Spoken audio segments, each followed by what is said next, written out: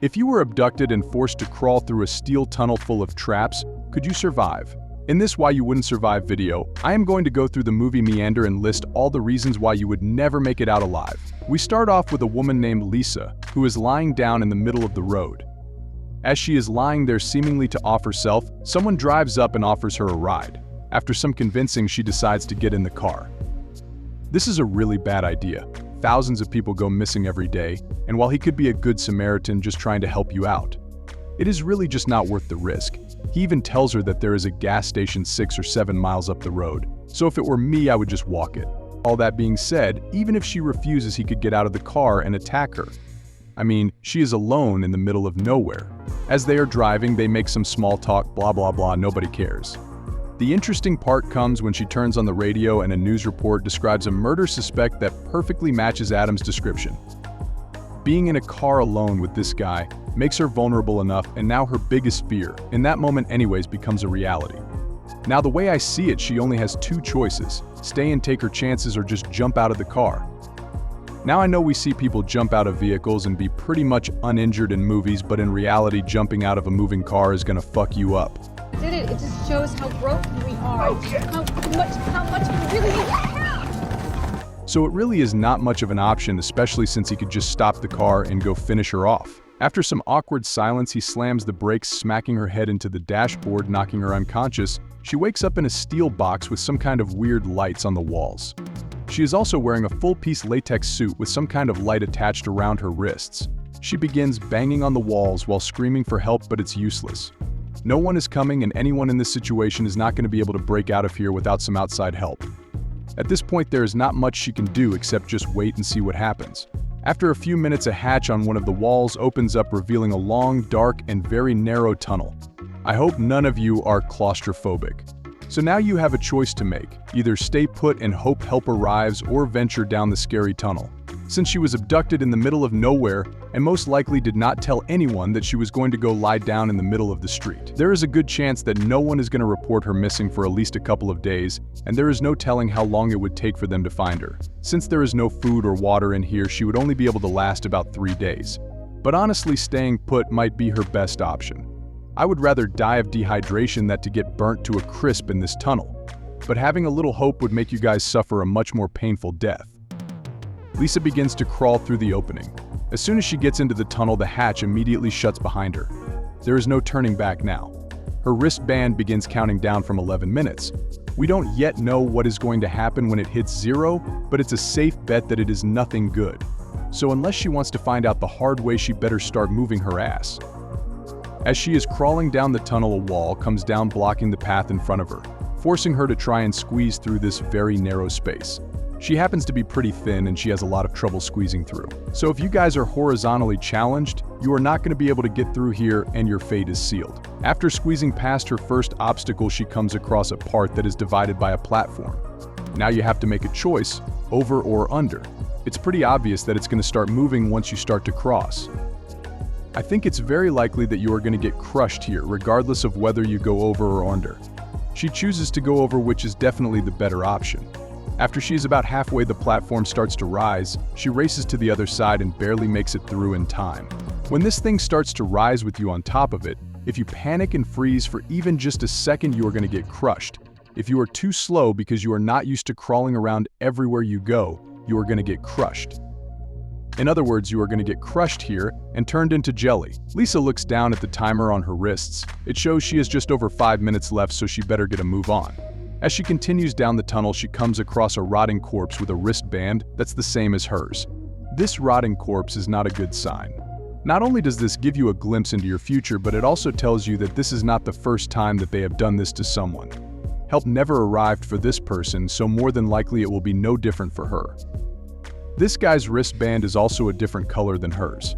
It could just be because they are dead, but there really is not any way you can figure out what it means. Since it is gross, she doesn't even consider taking it with her. She also can't spend much time on this, the clock is ticking after all. As she continues down the tunnel, a gate drops down that Lisa can't slip past. At the 1-minute mark, both the tunnel and her bracelet glows red. Burners come out of the walls, and behind her the wall opens up, revealing a crawl space. Lisa crawls inside, and a piece of glass comes down. When the countdown hits 0, flames engulf the entire tunnel. I guess now we know what happened to that other person. After the fire is gone, Lisa is forced out and the timer resets. The game continues. Next, she comes across a water-filled area. This part doesn't seem too difficult. The opening isn't too far away, so I think most people could make it in one breath. Unless you don't know how to swim, then you are screwed. The water could be poisoned or possibly some other trap could be in there. She has no way of knowing. She jumps in and makes it across, but as she climbs up into the other room, water begins rushing in along with another body. It would be pretty difficult to climb up with all the water rushing in, so you would probably have to wait for the water to rise before you go up. This swim seems much more difficult than the previous one, and we just saw that it claimed a victim who had made it through the other traps, so unless you are Michael Phelps, there is a good chance you would drown here. After she made it through, she hears someone else screaming for help. As she starts moving toward the voice, the floor opens up, revealing a bubbling green pool. I think it is safe to say you do not want to fall in here. She rips off a piece of her suit to test and see how corrosive it is. Personally, I think it's a waste of time. The clock is ticking, just move past this and get on to the next challenge. I do think this is one of the easier traps to get through, while it is possible to slip and fall in just like Lisa does as she gets to the end. Most people who made it this far would move past this one quite easily. This injury that she receives would make crawling through this tunnel much more difficult, but the movie doesn't show anything like that. But if it happened to you, it would make getting through some of these traps later on even harder. Continuing down the tunnel, she comes to a hole in the floor, which is where the man's voice is coming from, so she can either continue forwards and avoid the man or go down the hole towards him. This is a tough choice. On one hand, it would be nice not to be alone in this anymore, but on the other hand, you have no idea who this guy is. After all, trusting a stranger is what got her into this mess in the first place. So I think the safer option, not that there is a safe option down here, would be to avoid him. For all you know, this could be the guy who put you down here in the first place. But I don't think many people would think about this rationally. Also, you have to keep in mind she's always on the clock, so it has to be a snap decision, and it is one that would likely get you killed. She ends up going down the hole and following the voice. Once she gets there, we see that they are at opposite ends of the tunnel with a gate between each one. As they are talking to each other, it is very clear that he has been here for a pretty long time, which is just one more sign that she is never getting out of this place. As their wrist timers hits the 1-minute mark, the tunnel turns red and burners come out of the walls. A crawl space appears in the tunnel halfway between them. The race ensues. They both make it there at about the same time. Let's assume it took them between 5 to 10 seconds to make it to the crawl space. That only leaves you 50 to 55 seconds to subdue him completely unarmed. Not an easy task. She has to get in the crawl space while fighting this guy, and you have less than a minute. In the movie, they struggle for a few seconds, then she gets the upper hand and pins his arm down with her foot. The glass comes down and cuts his arm off, and then he gets roasted. Okay, now that the fairy tale is over, let me tell you how it would really go down. Pinning his arm like that does nothing. He would still be able to move and grab her. So at best, they would still be fighting when the glass comes down. Now she would be missing a limb or two, and at worst, she would lose the struggle and would be the one who gets roasted. Either way, she would be completely screwed. During the struggle, she sees a tattoo telling us that this guy is Adam the lunatic who attacked Lisa at the beginning of the movie. This solidifies the fact that no help is coming. The police may have been on to Adam, but you now have no clue who brought you here. So she is on her own. After the flames disappear, she passes out and gets woken up by whatever the hell this thing is. It heals her knee, then connects a tube to her suit that restores her memories. She remembers getting stabbed by Adam, then a bright light. So either she is dead and now in hell, or she has been abducted by aliens. Given the shit they have put her through, they aren't the nice ones. After leaving the crawl space, she sees more symbols on Adam's wrist. Right after the crawl space closes, a spinning fan comes racing down the hall. The only thing she can do here is crawl backwards as fast as she can and go back up the hole she came through. The fan isn't moving too fast, but you wouldn't be either. Shuffling backwards down a narrow tunnel. I would put money on most of you getting cut to pieces before getting to the hole.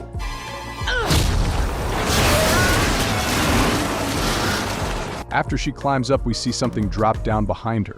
We can see it is missing its left arm, the same one Adam just lost. So the lovely aliens turned our charbroiled friend here into a zombie. She manages to sneak away from him and comes to a crossroads, and she has to decide left or right. There really is no way to tell which direction she should go.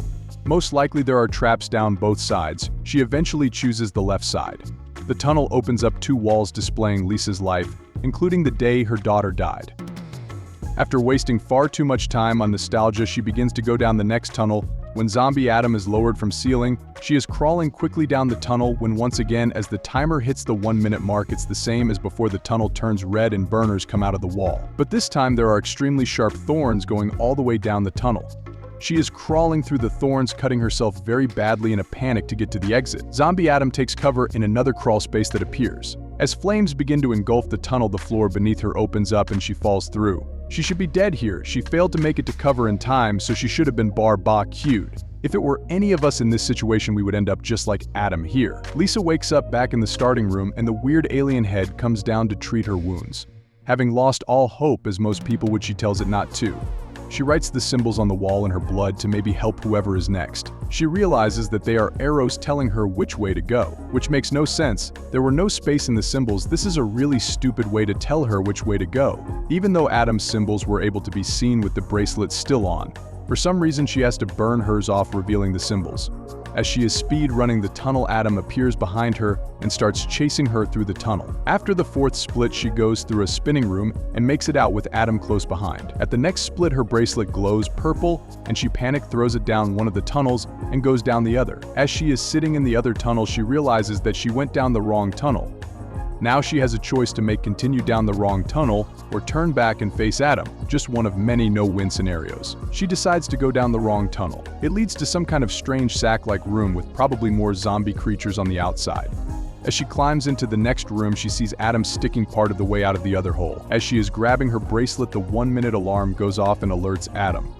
She scrambles back into the tunnel and makes it into a crawl space, leaving Adam out in the tunnel. But instead of torching him a second time, it gives Lisa the middle finger and raises the glass, pushing her out towards Adam. She gets lucky and crushes his head. I really don't think it would go down this way. The most likely outcome would be Adam feeding on her corpse. She goes back and this time starts to go down the correct tunnel, but her dead daughter appears and tells her not to leave. The correct choice is to murder this thing, pretending to be her child, and move along. She wastes a lot of time, but eventually she moves away from Ghost Daughter and continues to the last obstacle, which is a tunnel with blades coming down from the ceiling. They move up and down in 4, 3, and 2-second intervals. This last test seems impossible. If she were standing, okay, maybe it is doable. But crawling in this tunnel, there is no chance her ass is not getting cut in half. The 4-second one is really difficult, but maybe possible. But the 3 and definitely the 2-second one is not happening. She makes it through the first 2 with no issue, but on the last one she loses half her foot. Which in my opinion is pretty lucky. That is all she lost. She crawls to the end of the tunnel to find it is just a screen of the outside and she can't actually get out. The tunnel glows red and burners come out of the wall. It seems like she is finally going to meet her end, but instead she is carried to a waterfall where she is greeted by Ghost Daughter. So she made it out of that hellhole just to be stuck on some alien planet with her only company being whatever the hell this thing is. Well, that fucking sucks. Just put me back in the tunnel. So what do you guys think? Could you make it out of the death tunnel only to die roaming an alien planet? Let me know down below. I hope you guys enjoyed the video. If you did, please leave a like and consider subscribing. Thanks for watching. And remember, never get in cars with strangers.